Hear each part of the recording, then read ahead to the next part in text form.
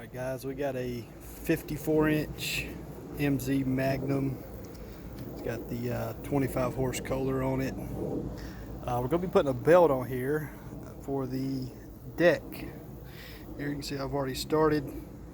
A lot of you guys will be dealing with broken belts. This belt here in particular, it's one I just pulled off of here. I'm changing it today because of this right here. I'm gonna get close up there for you.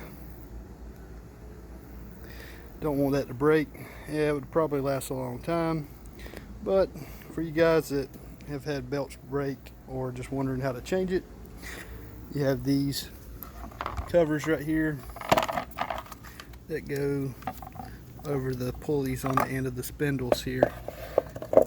Just have these little plastic washers and nuts, very simple, 1/2 inch, 13 millimeter will take them off. They don't have to be really tight when you put them back on either. Okay, now to get a belt off, it's pretty much very similar to putting it back on. But first, I'm going to show you how this belt runs, just in case you forget. If you take it off, if your belt's broken, you don't have any way to see. See, there's one of your pulleys there. It comes up the front. This one's flat on the back. That's where the flat side of the belt goes. This pulley here is a groove pulley, so the V shape of the belt goes inside of that.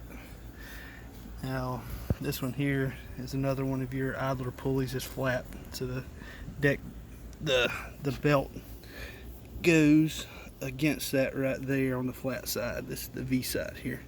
V side fits in your pulleys that look like this on your spindles. Just got done installing some new blades.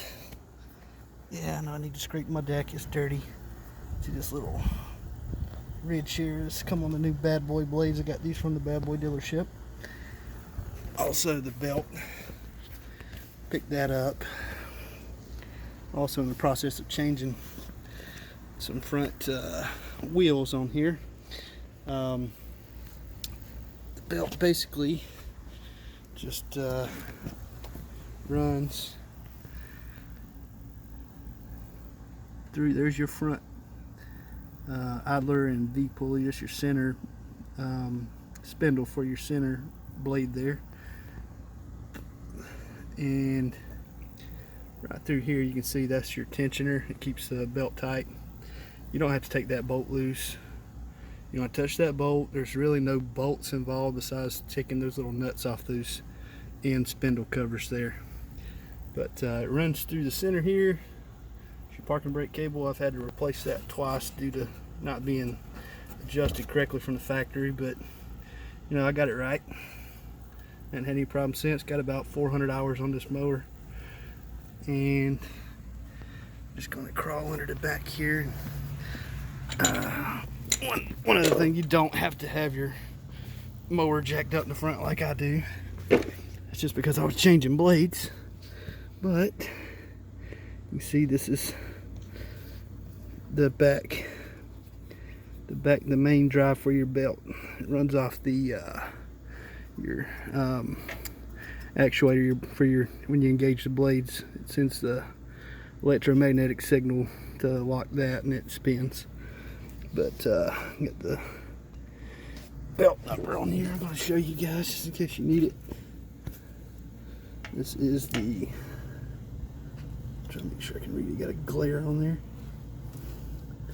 And that part number is 041-1560-00 and EB here on the end. Okay, now to tighten, well, not tighten, to get that tensioner to move, easiest thing I found to do is get you a bar. I've got a jack bar here. It's just on like a Harbor Freight racing jack for jacking up cars, but a steel pipe or something, maybe even a piece of wood might work. But you just wedge it right at the bottom underneath that either pulley there, and you just hear it moving that spring. Once you get it there, I'm just going to hold it with my leg so I can show you guys. Get this old belt out of the way.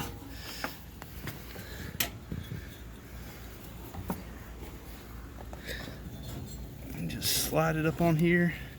The easiest way I found to do is just rotate that pulley by hand. Don't get your fingers stuck in there. Just grab it from the front where it's already in there. See, it's almost on. One more turn. That's it. Slide your bar out. Put your little cover on there.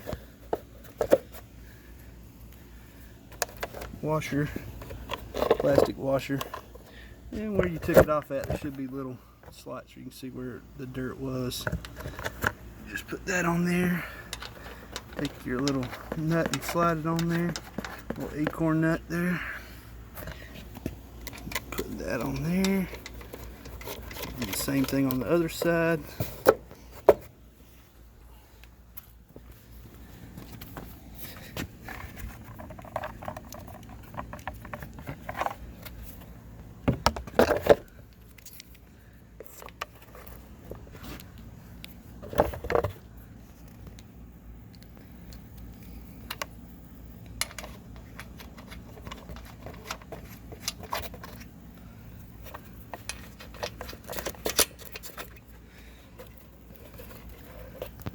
Okay, take your ratchet